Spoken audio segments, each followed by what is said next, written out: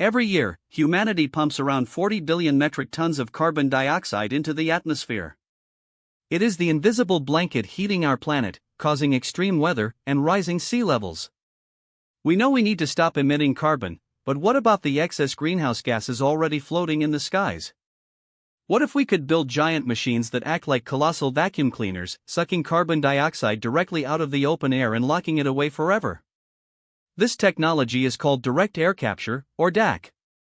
It has gone from a speculative science fiction concept to a multi-billion-dollar industrial frontier.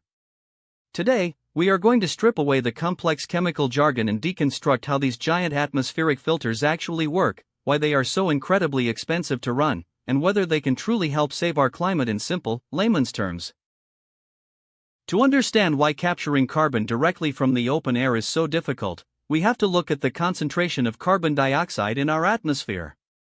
Right now, carbon dioxide makes up about 420 parts per million of our air. That is just 0.042%. To visualize this, imagine a giant ball pit filled with 1 million plastic balls. Almost all of them are white, representing nitrogen and oxygen. Only 420 of those balls are red, representing carbon dioxide. To clean the pit, you have to design a machine that can suck in millions of balls, quickly grab the rare red ones, and spit the white ones back out. Sifting through such a massive volume of air to capture a tiny fraction of carbon is the primary engineering challenge of direct air capture. Because the carbon dioxide is so diluted, these machines have to be colossal. If you visit a modern direct air capture plant like Climeworks Orca or Mammoth facilities in Iceland, you won't see single smokestacks. Instead, you will see long walls of rectangular collectors, resembling giant shipping containers stacked on top of each other. Each collector is packed with massive industrial fans that pull ambient air through chemical filters. These systems are designed to maximize air contact, running 24 hours a day, 7 days a week, filtering millions of cubic meters of atmosphere to trap carbon molecule by molecule. But how do these filters actually hold onto the carbon once it is inside? The first major technology uses solid filters, known as solid sorbents. The filter material inside the collector is coated with basic chemical compounds called amines.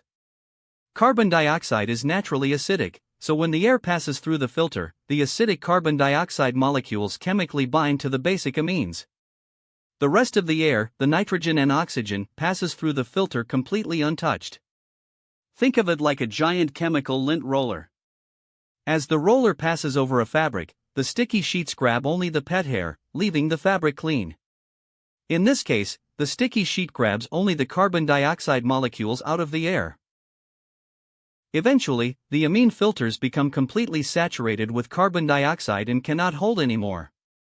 When this happens, the collector doors close, sealing the filter inside. The system then heats the filter to approximately 100 degrees Celsius, about the temperature of boiling water, under a vacuum.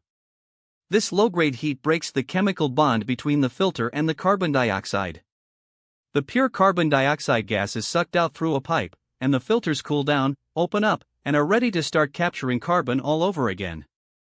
It is a continuous, reusable cycle. The second major technology uses liquid solvents instead of solid filters.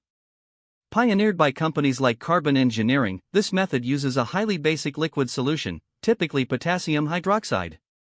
Ambient air is sucked into a giant contactor tower where it passes through a continuous spray of this liquid. The carbon dioxide reacts with the potassium hydroxide, dissolving into the liquid as a carbonate salt, while the clean air is vented back out. This is like a chemical bubble bath.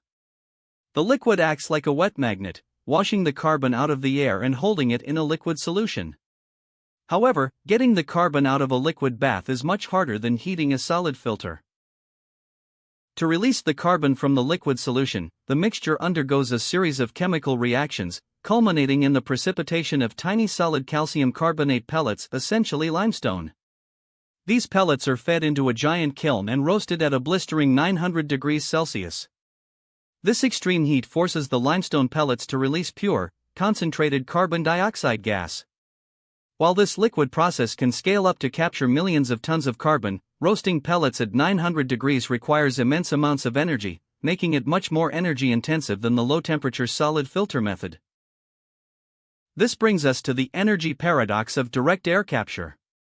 Sifting through the atmosphere and breaking chemical bonds requires a massive amount of electricity and heat. If a carbon capture plant gets its power from burning coal, oil, or natural gas, the plant will emit more carbon dioxide into the air than it actually captures. To be effective, these plants must run entirely on clean, zero-emission energy. This is why Climeworks built its facility in Iceland directly next to a geothermal power plant, utilizing clean volcanic heat and electricity. To scale this technology globally, we don't just need carbon vacuums, we need a massive surplus of cheap, clean energy to power them. Because of these extreme energy and infrastructure requirements, direct air capture is incredibly expensive. Today, capturing a single metric ton of carbon dioxide from the open air costs between $600 and $800. That is the cost of removing just one small block of carbon, while the average person in the developed world is responsible for over 10 tons of emissions every year. To make carbon capture commercially viable and scalable, the industry must cross a major financial hurdle. The goal is to drive costs down to just $100 per ton. Reaching this target will require massive technological breakthroughs, cheaper manufacturing, and cheaper clean energy. Once we capture pure carbon dioxide gas, what do we actually do with it? The most secure option is to turn it back into stone. In Iceland, the captured gas is mixed with huge volumes of water, creating a highly carbonated soda water. This mixture is pumped deep underground into basalt rock formations.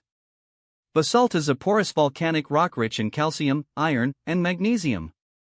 The acidic carbonated water reacts with these metals, and within just 2 years, the dissolved carbon dioxide solidifies into stone minerals. It is literally locked away in rock formations, deep underground, where it cannot escape back into the atmosphere for millions of years. The other option is utilization, using the carbon to make products. By combining captured carbon dioxide with hydrogen split from water, scientists can manufacture synthetic aviation fuels, often called e-fuels. When a plane burns this fuel, it releases carbon back into the air, but since that carbon was originally pulled out of the atmosphere, the overall flight is carbon neutral. Captured carbon can also be injected into concrete to strengthen it, locking the carbon away in buildings, or it can even be compressed to make synthetic diamonds. While utilization creates a commercial market for carbon, permanent underground storage is the only way to achieve true net negative emissions. Direct air capture is not a silver bullet that allows us to keep burning fossil fuels. It is an expensive, energy-intensive backstop technology that we will need alongside rapid emission cuts to clean up the carbon we have already emitted. The technology is scaling rapidly, backed by billions of dollars in government grants and private investments. What do you think? Would you pay to vacuum carbon out of the sky? Let us know in the comments below. And if you want to stay curious and make the complex simple, hit that subscribe button for Layman's Field, bringing knowledge for everyone. Thank you for watching, and we will see you in the next field.